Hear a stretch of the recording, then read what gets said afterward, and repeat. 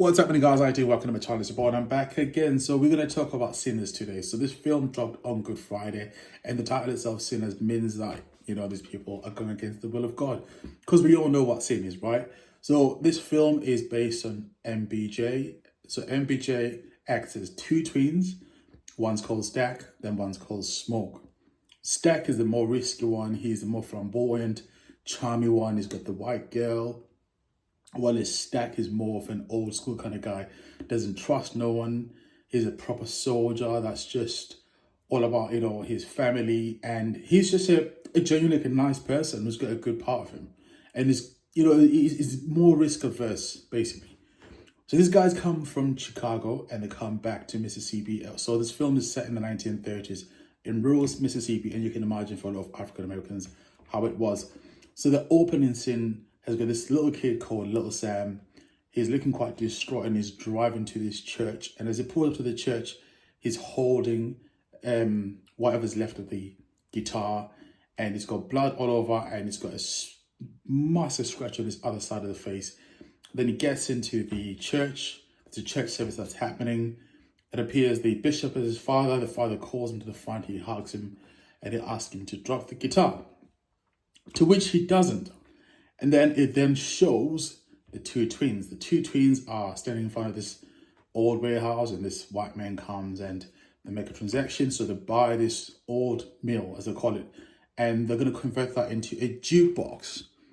So then it then shows Stack and Smoke going to town to then do some transactions and buy some food, buy some signs, and they get the word out that they're having their first opening night. And then we come across them recruiting people. So one of the people they recruit is Cornbread. Now, Cornbread was this quite massive fella, and he's working in the cotton fields. And I think it really brings back that plantation environment, which is quite important. So his missus is pregnant, like heavily pregnant. She's working in the heat. Then they recruit him as a doorman.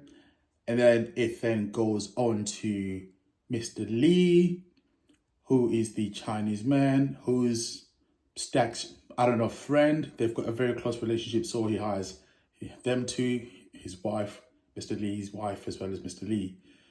Look at me getting a bit lost as well. And then it shows Smoke as well as Little Sam.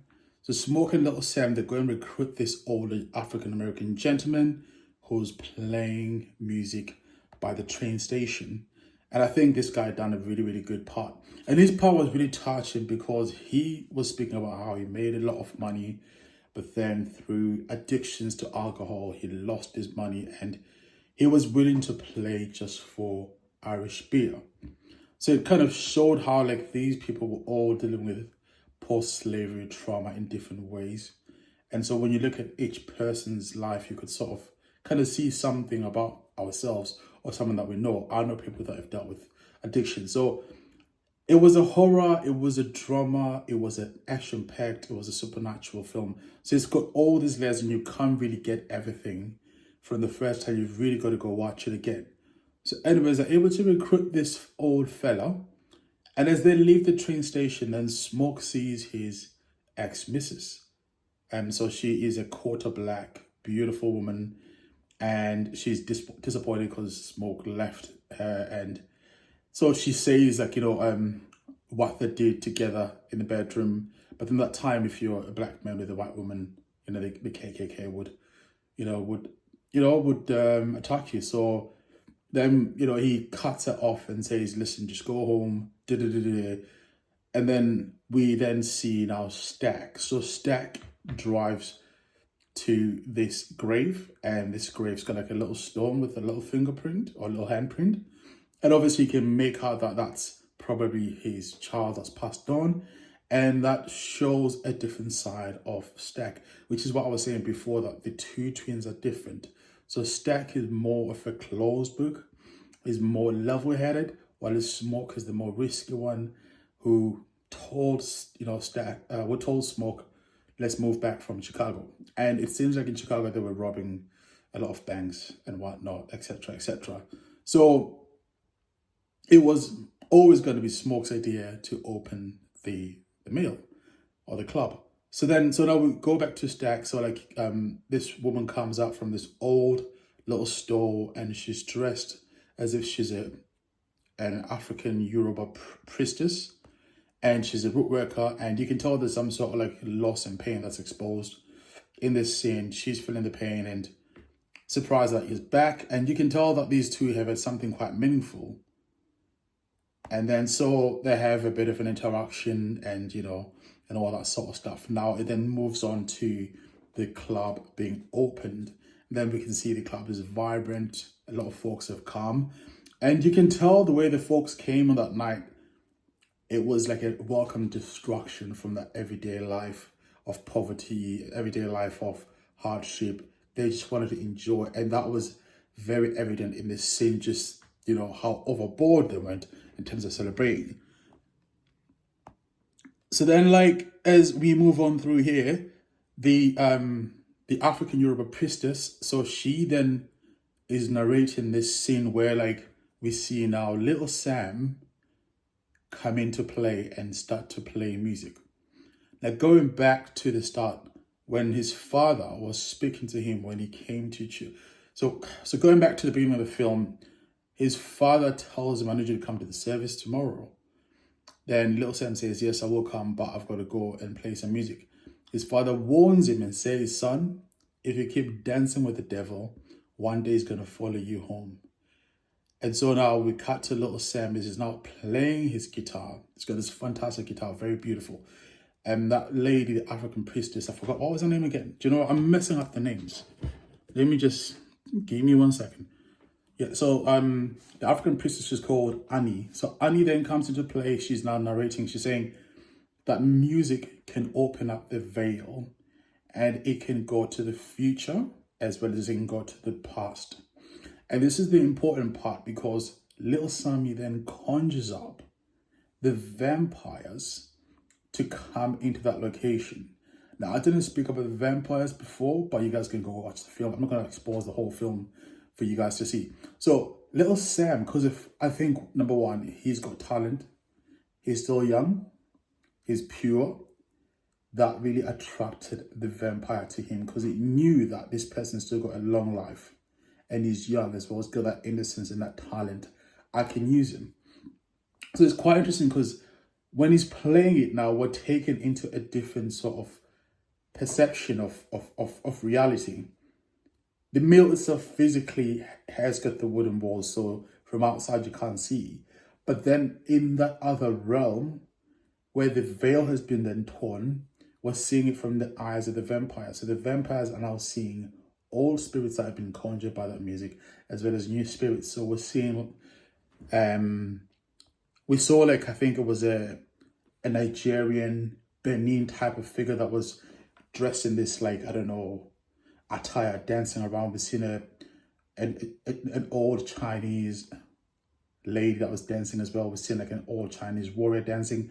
Then we've also seen some 1990s hip hop attire. We've seen people dancing.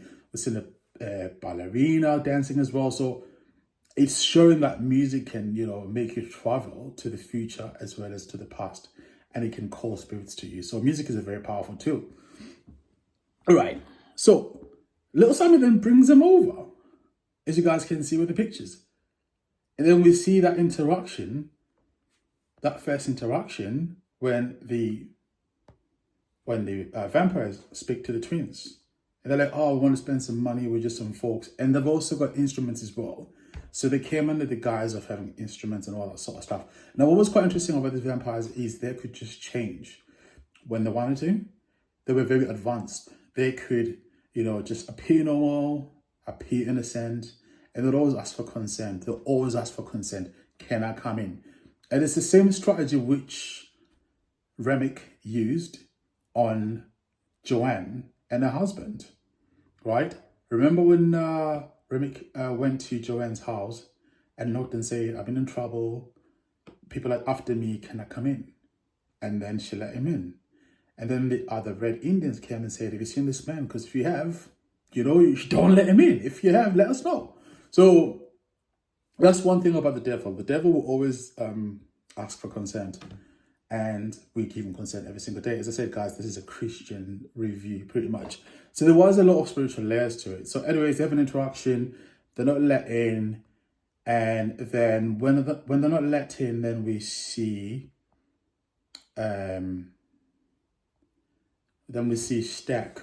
So now we see Stack having a chat with some little Sammy, and he's saying, "This is your last night playing here. Either go find some good black folks, or go to church. And we're gonna run this." I think Stack could sense something spiritual was wrong. So then he says to him, "Yeah, literally just you can't do this anymore," and he pulls even a gun on him. So we see that difference with Stack. Stack's a very kind, caring person, though he's got this toughness outside, which is what I liked as well. But yeah, anyway, so the buyer's not taking enough money, and Smoke has a chat with Mary, and Mary convinces him, "What if we go and speak to those guys? I'll go and talk to those guys that we didn't let in, and they've got some money as well, so we need the money." So when she goes there, she has an interaction with them, and then she gets beaten. Then she comes back.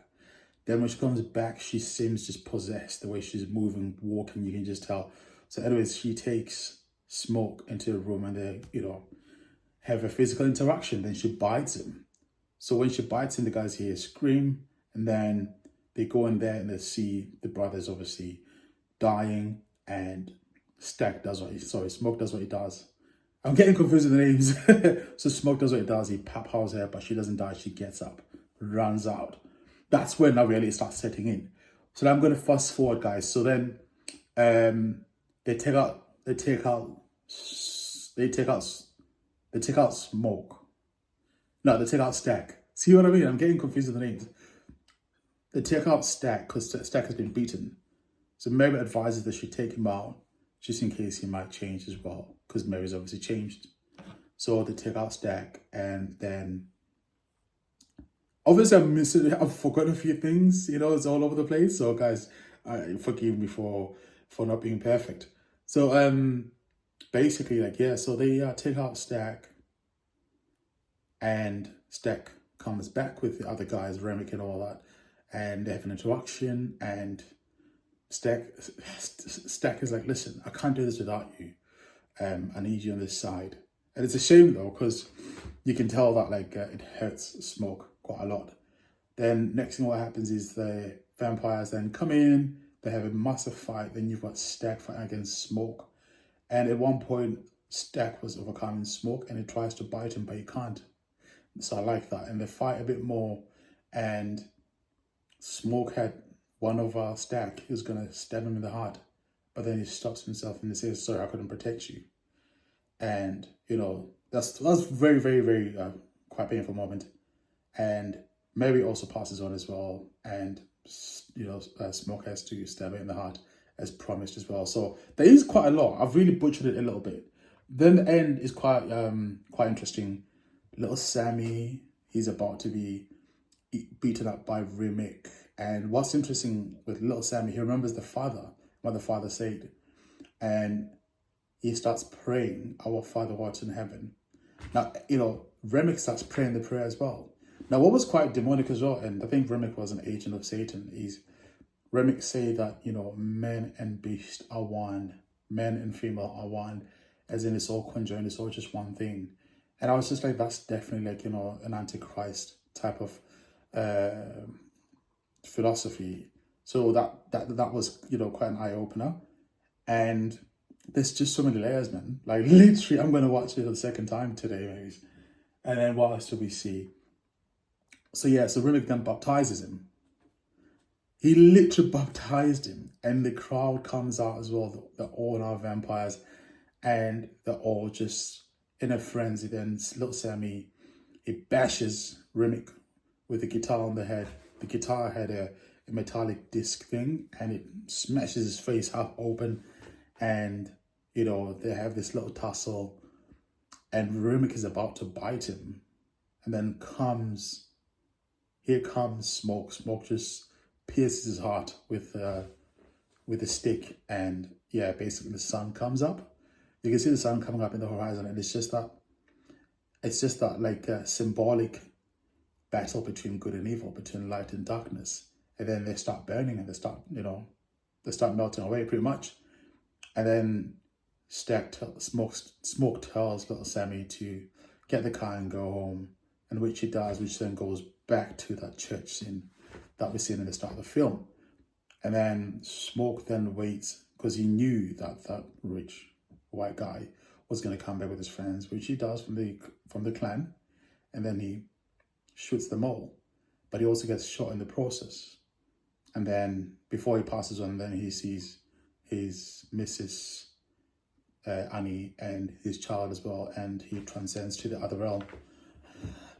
Silly me, I did not stay for after credits, but I should have. There was 2 scenes actually, but I've managed to watch them today online, and yeah, so it seems that Stack didn't die, so did Mary. Because now we see little Sammy's like well in his 90s. He owns a bar in Chicago, and his one of his workers comes and says, "Boss, somebody wants to come in, they want to spend some money." He's like, "Yeah, let them in." And before they show up, he can feel something spiritually that these are vampires. And here comes Stack and Mary back in the 90s. They're dressed in, New Clover, sunglasses, Coogee jersey, and looking all cool. And she's, I think chewing a chewing gum, or she's sucking a lollipop.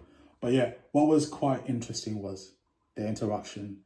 And what Stack said was, "Smoke, let me leave. As long as I promise that I would never come and bite you and kill you." And so that was quite interesting. I didn't see the second scene after the credits, but if you have, guys, please make sure you comment down below. Let me know. So anyways, just to wrap this up, guys. This film, it explores a lot of spiritual things, and it explores the church as well as the world. And it shows that, when you're out in the clubs having fun, there are spiritual things that can happen to you, even though you might not feel them physically, but spiritually, there's things that you might do that will harm you in your long-term future. And I always just go back to the bishop's words that, son, if you keep playing with the devil, he's going to follow you home, which brings this topic to music. Music is very demonic. Now, we see a lot of times nowadays, Hollywood, we see them coming out and saying they worship the devil. So now what do you think they're doing with that music, that master tape is taken to some like coven which is pray over it, that anyone that listens to that music will then be possessed or will have spiritual entities attach themselves to you. It's a very real thing. It's not a joke. And this film says that, it shows that to you. Again, remember what Anna was saying, that music pierces a veil. It opens up and it conjures spirits. That's what she said. And in this film, she was, a root priestess. That's someone who does witchcraft, but African witchcraft. So you got to be careful, honestly, what kind of music you listen to. I know it's tough to stop listening to world music, but there's a lot of good Christian music out there. There's a lot of good rap music, good R&B Christian music, and it makes you feel pure. You don't feel dirty. Now, I know, it takes time. Listen, I still struggle with it, but I'll probably say I've reduced the amount of music that I listen to that's worldly per week by maybe say 65 to 80%. I will play it now and again, but not always. Now, when I play worldly music, I'll play classic music, but nothing so profane. Now, I'm not saying classic music is not bad. There is some bad classic music as well, but that profane rap stuff, and just try and keep that to a limit. But yeah, anyways, without any waffling, guys, what do you think? What was your take on it? I enjoyed the film. I'm going to watch it again. There's much more, I think, that I've missed out as well. And it's done really well at cinemas. So it's a good thing. It's a good thing. And I think it was a good film to come out this time of the year, because it will celebrate the death, the burial, and the preservation of Christ. We also need to see the reality of sin. If these people had stayed home. And what was touching as well is the young girl, Lee, Grace, the mom and the father, they died at that party. So that means she's going to be an orphan. If they had stayed home, didn't chase money, didn't chase that nightlife, that wouldn't have happened. So sin can bring death into your life, spiritually and also physically as well. So please follow the Lord. Jesus Christ loves you. This is turning into a Christian video. But yeah, guys, I love you guys. God bless. Take care. Bye bye.